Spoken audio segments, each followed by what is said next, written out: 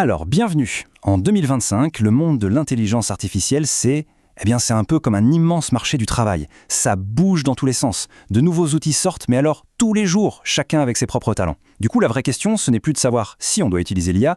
Non, ça c'est acté. La question, c'est laquelle on va bien pouvoir recruter pour une mission bien précise. Et c'est justement ça qu'on va décortiquer aujourd'hui.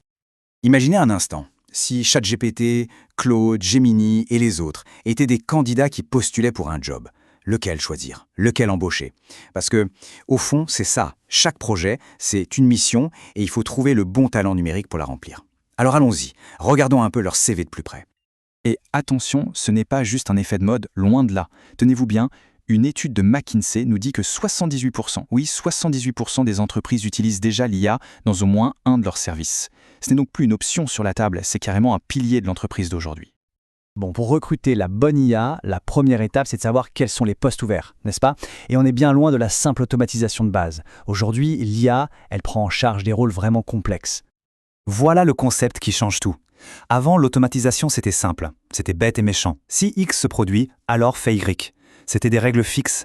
L'IA, elle, c'est complètement différent. Elle apprend, elle analyse des données pour s'attaquer à des tâches bien plus nuancées, des choses qui jusqu'à présent demandaient un cerveau humain. Et les avantages alors? Ils sont énormes. On ne parle pas juste de faire des économies, non. On parle d'une productivité qui explose, d'un service client qui tourne 24 heures sur 24, 7 jours sur 7, et d'une expérience pour le client qui est juste métamorphosée. La valeur qu'on en tire va bien au-delà de la simple exécution d'une tâche. Ok, plongeons maintenant au cœur de la machine. Comment est-ce que l'IA est en train de tout changer, du service client jusqu'aux rouages les plus essentiels de l'entreprise? Ce n'est plus de la science-fiction, hein. L'IA, elle est déjà sur le terrain. Elle gère les tickets du support client, elle flaire les fraudes sur les factures, elle aide les commerciaux à identifier les meilleurs prospects. Bref, elle est partout, en train d'optimiser chaque maillon de la chaîne. Allez, c'est le moment.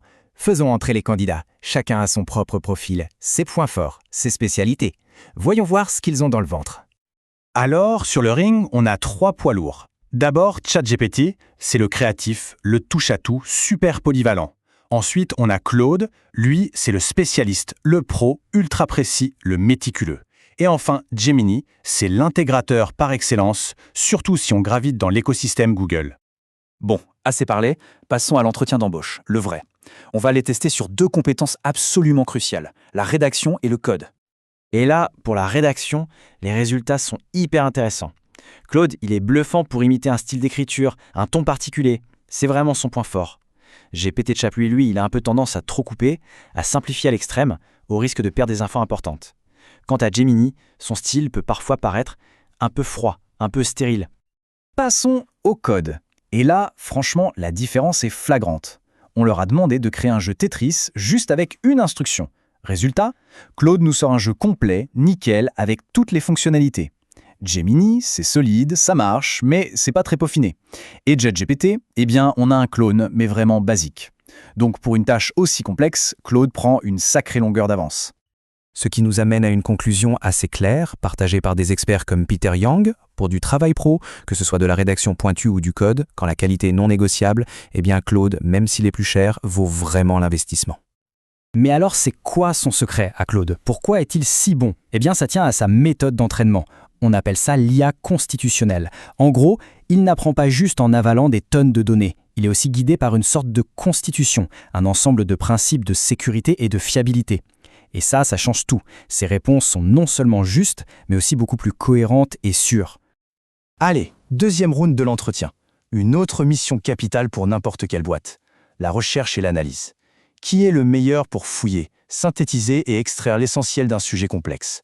Voyons voir. Et là, surprise, le classement s'inverse. Claude a brassé énormément de sources, mais ses recommandations sont restées un peu trop générales. Gemini a fait un rapport très complet, mais un peu trop bavard, avec un jargon un peu corporate. Et c'est ChatGPT qui tire son épingle du jeu. Il a trouvé le parfait équilibre, un rapport bien détaillé et surtout des recommandations qu'on peut appliquer tout de suite. Ok, mais et si la priorité numéro 1, c'est la fiabilité des infos, la vérification des faits? Dans ce cas-là, on fait appel à un joker, un vrai spécialiste, Perplexity AI. Son super pouvoir à lui, c'est simple, il cite tout. Chaque réponse est accompagnée de ses sources. Pour de la recherche où on ne peut pas se permettre la moindre erreur, c'est juste l'outil parfait. On arrive au moment de la conclusion. Et c'est là que notre métaphore du recrutement va un peu changer. En fait, l'idée, ce n'est pas de trouver le candidat parfait, mais plutôt de monter la Dream Team parfaite. Parce que voilà le point le plus important de toute cette histoire. Il ne faut pas chercher la meilleure IA. Ça n'existe pas. L'approche la plus intelligente, c'est de construire un système, un flux de travail qui utilise le bon outil au bon moment. La vraie magie, elle n'est pas dans un seul outil, mais dans la façon dont on est fait travailler ensemble. Et concrètement, ça donne quoi? Eh bien, imaginez ce workflow. Étape 1. On lance la recherche avec Perplexity pour être sûr d'avoir des infos solides et sourcées. Étape 2, on passe sur ChatGPT pour le brainstorming et pour sortir une première version. Et étape 3, on confie le tout à Claude pour qu'il peaufine, qu'il affine le style, pour la touche pro. Voilà une équipe de choc qui fonctionne. Voilà, la technologie est disponible, les candidats sont sur le marché, et maintenant on a un cadre pour savoir comment les embaucher. Il ne reste plus qu'une seule question. Quel sera le premier grand problème à leur faire résoudre?